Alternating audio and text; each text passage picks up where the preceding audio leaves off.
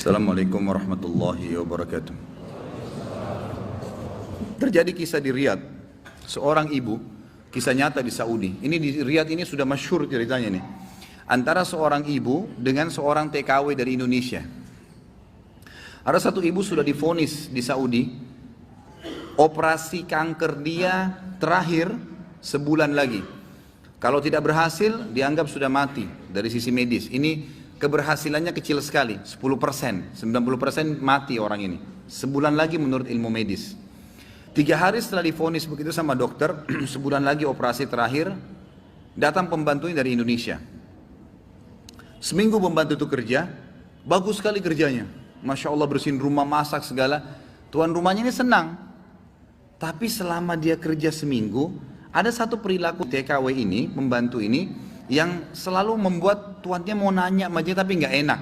Akhirnya setelah seminggu itu ditanya, ternyata dia kalau siang hari, habis selesaikan kerjaan semua, habis siapin makan, dia masuk kamar mandi, lama di kamar mandi pembantu ini. Nggak tahu buat apa gitu. Pas dia keluar dari kamar mandi, setelah seminggu ditanya sama majikannya, maaf saya mau tanya, kenapa kamu ini setiap masuk kamar mandi, lama, ngapain? Langsung nangis tiba-tiba TKW itu menangis, pembantu itu menangis. Dia tanya kenapa kamu nangis? Dia bilang ceritanya begini sebenarnya.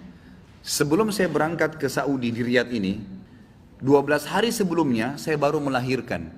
Dan saya punya bayi di Indonesia. Saya lagi susuin. Nah saya tinggalkan karena keadaan ekonomi. Terpaksa saya tinggalkan. Visa sudah keluar, saya melahirkan, saya berangkat. Nah saya masuk kamar mandi ini, saya keluarin air susu saya. Karena kalau tidak payudara saya sakit.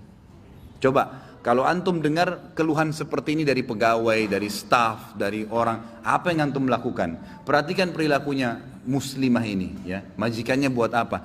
Ini ternyata menjadi penyebab penyakitnya hilang. Apa yang dia buat? Dia bilang baiklah. Sambil dia nangis, dia dengar ceritanya, dia bilang baiklah. Dia masuk gajinya itu 800 real per bulan. Tuannya ini kebetulan punya duit di rumahnya, diambil dikali 24 bulan, 2 tahun. Dikasih pembantunya, ini uang kamu ambil. Besok saya belikan kamu tiket pulang ke Indonesia. Anggap kau sudah kerja 2 tahun. Pembantunya bilang, nggak apa-apa. Dia bilang nggak apa-apa. Anak kau lebih penting daripada saya. Urus anakmu, nggak apa-apa. Terus ada pembantunya, baiklah kalau begitu terima kasih. Kata tuannya, kalau seandainya 2 tahun kemudian habis nyusuin kamu terfikir kembali, ini nomor HP saya, dikasih, pulanglah. Pembantu kita sudah selesai nih, TKW sudah pulang Indonesia. Kita sekarang berhubungan dengan kisah ibu ini. Apa kata dia? Semenjak pembantu itu berangkat, mulai hari itu setiap hari saya menangis.